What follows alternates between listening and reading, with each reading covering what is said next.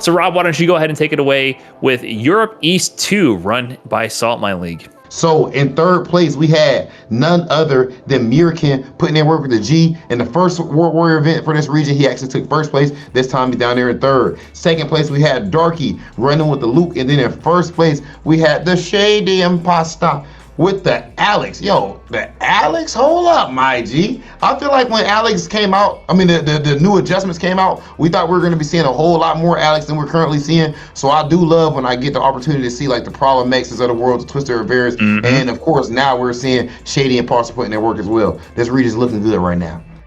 Spoilers, we might see more of that later on in these updates as well. But before that, let's head over to Asia East 2 to the TWF Open Series, where we see some familiar names in the top 3 position. We have Chris Wong in third place here. Oil King, fresh off his top 8, top 5 finish in Evo. And then who's that? GamerB. It's awesome to see GamerB taking tournaments again in 2022.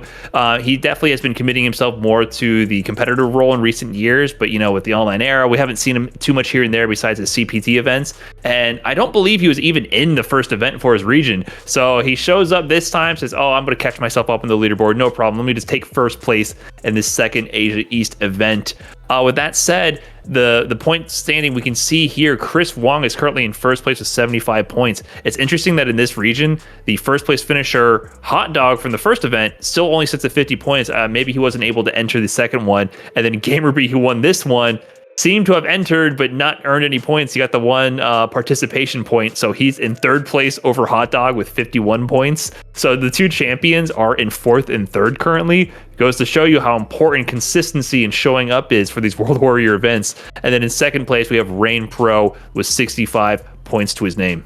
We're talking about Asia Southeast with VS Fighting. Let's look at who cooked up in this bracket. In third place, we had Captain Y. That Akira is ridiculous. Never ask the Captain why. Caps a fly. I might go ahead and pacify to Brian. He's laying him. Oh, hold up, Brian! Hold up, Brian! I saw you. What was this surprise bar attack right here? What just happened? No. I just felt it. in my bones. You're keeping us all on our toes here, Rob. You never know.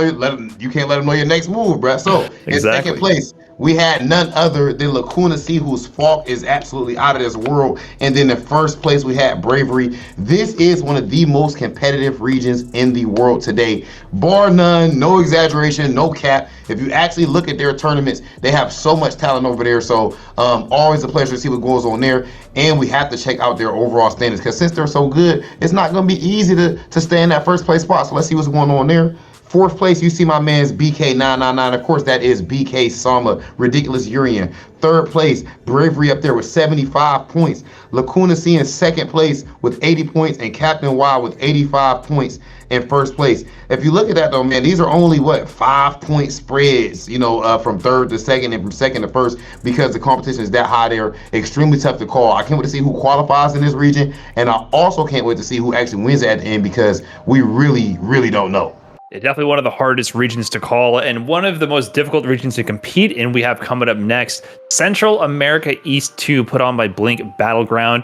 This time, we had a new face in the top 3, G-Roy rocking Rashid with a very strong top 3 finish. Louis Man takes second this time. He rocked Sim throughout the bracket, but also used Rose in the grand finals against Mono. And Mono just showing that he's that dude, man. So it's interesting to see here, once again, the impact that has on the overall standings, because, whoa, look at that. Mono in fourth place. Listen, you got to enter the events. You can't just win one of them and dip. G-Roy, with his impressive third place finish, goes to a total of 60 points to take third in the leaderboard. Louis Man, 80 points. And he's very consistent. That's what this format is rewarding, consistency. Tied for first place, actually, with Ajax Fidelity. So Ajax Fidelity now with 80 points, who actually won the very first event for this region. Still doing good, still performing and placing in the top 8, securing those points. So head-to-head race, neck and neck here with Louis Man and Ajax Fidelity. So we'll see who pulls up in the lead in the upcoming events. And as we move back across the world, we have Europe B, Spain, and Portugal. And when you think of Spain, and when you think of this amazing region, of course, you have to think about this guy who came in first place, the champion, the one and only Vega patch. We've seen him dominate in the first in their first World Warrior event. We see what he does in their CPT events, and we even seen him put in work at Street Fighter League as well. So this guy is a force to be reckoned with. We've seen him against the best in the world. No surprise that he wins this event here. And then in second place, we had Samuel with his Cammy. One of the funniest CFNs, the Samuel Jackson. And then in third place, we had Popaino with the King getting third. Vega Patch did have some adversity as he lost 2-1 to Popaino earlier in the bracket, but then Vega Patch comes back with the adjustments and losers finals and wins 3-0. So he's definitely looking dominant in that region. But the fact that my man Popaino was able to put him into losers shows that as long as he keeps on getting these performances like that and cracks that top 8 by the end of all of this, it is possible that him or someone else could take Vega Patch off of that top spot and qualify for cut. And it's a quick look at the standings and our top 4 right now. We have Popaino with 50 points. Third place, Mozzie the Cools, 60 points. Second place, Samuel getting 80. And then the first place, of course, Gosuo Gaming's Vega Patch. Yeah, definitely a very competitive region here. Like we mentioned, this is no race where you can, sit back and relax. If you take it easy, you might find yourself slipping off that leaderboard real quick. But one competitor here who's looking nice and cozy in his first place position is Valmaster over in France. We're heading over to France to look at the Ultimate Open Series, and it's Chun-Li's supremacy when you look at this event here. Valmaster takes the first place position. That's 2 in a row for him, so he's sitting cozy with 100 points on that leaderboard. TKR comes in with a very strong second place finish, also rocking his signature Chun-Li. In fact, the grand finals went the distance 3-2. I mean, he didn't quite secure that reset, but pushing Valmaster to his limits and taking a 3-2 set over Luffy. No easy feat, so Luffy takes a third place position. Notable here is Killzy was actually in this event as well. He went in the winner's semifinals against Valmaster, lost 3-1, then lost to TKR 3-2. So TKR, you should feel very proud of that run. That's an impressive run. Kills you, Luffy, and then almost taking the set off Valmaster.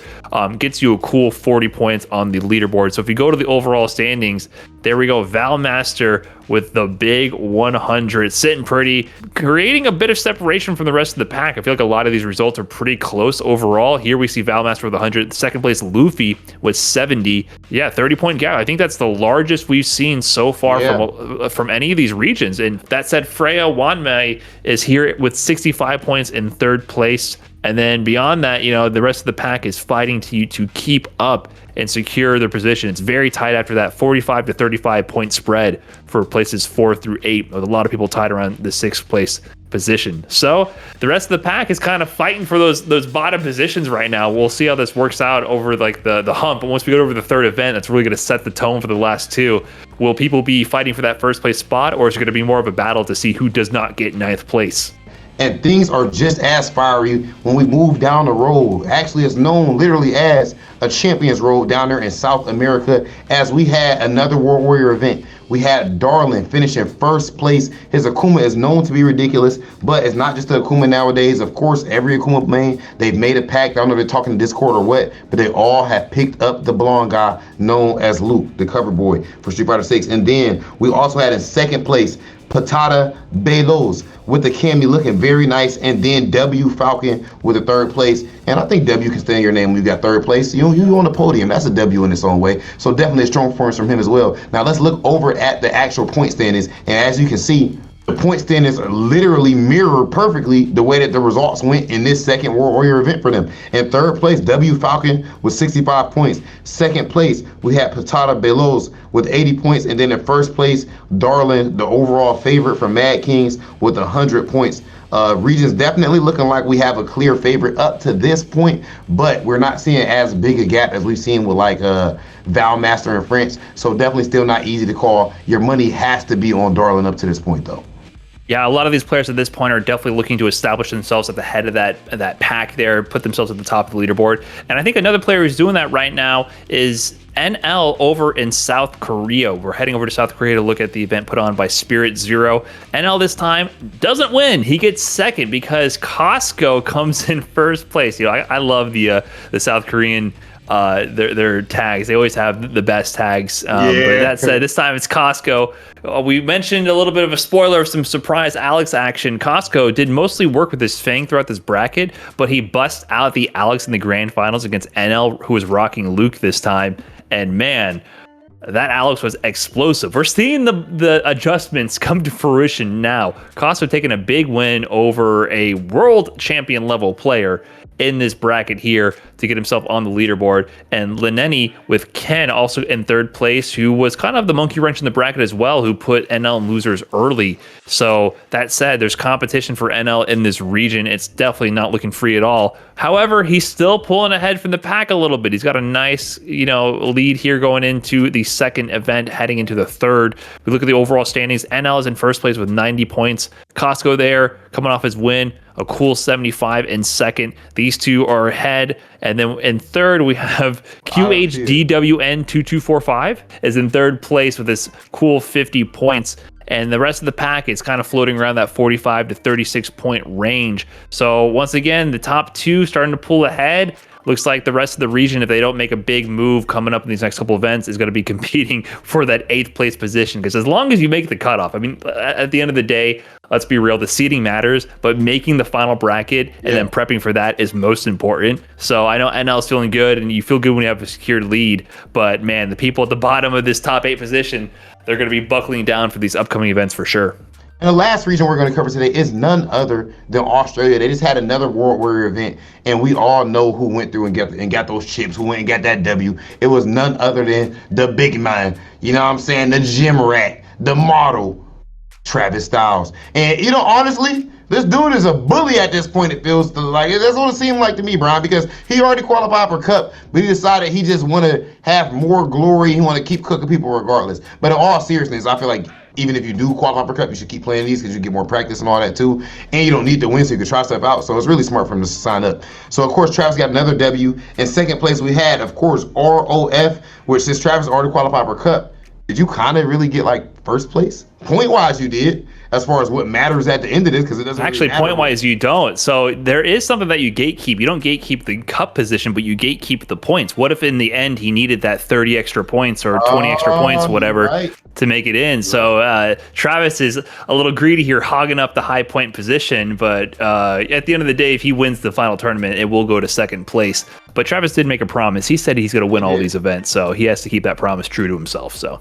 In third place, of course, we had the OG Somniac. And then in fourth place, we did have Rumors. And now we need to look at the overall point standing in this region. As you can see, in fourth place, we have Rumors with 60 points. That Cody is always looking tough. ROF in third place. Somniac in second place with 70. So ROF got 65. Somniac with 70. And then Travis Styles way ahead of the pack with 100 points. The 100 to 70 point spread we talked about with Valmaster and Luffy over there in France. But of course, again, the difference is, of course, Travis points don't really count for anything as far as he's concerned. So really, the fourth place, third place, second place, all 5 points apart respectively as you go on. So Australia living up to the hype as always and playing ridiculous, and that's definitely going to be a tough one to call. Gatekeeping is an age-old FGC tradition, and it's well alive in the World Warrior program. I like it, Brian. I'd do it if I could, but I didn't win. So yeah, winning is required to gatekeep. You got to win first before you can gatekeep. I ain't even in the damn gate in the first place myself. Oh, that's the closing statement here from the World Warrior update from No Neutral. Make sure to win so you get to gatekeep, right? Yes, 100%.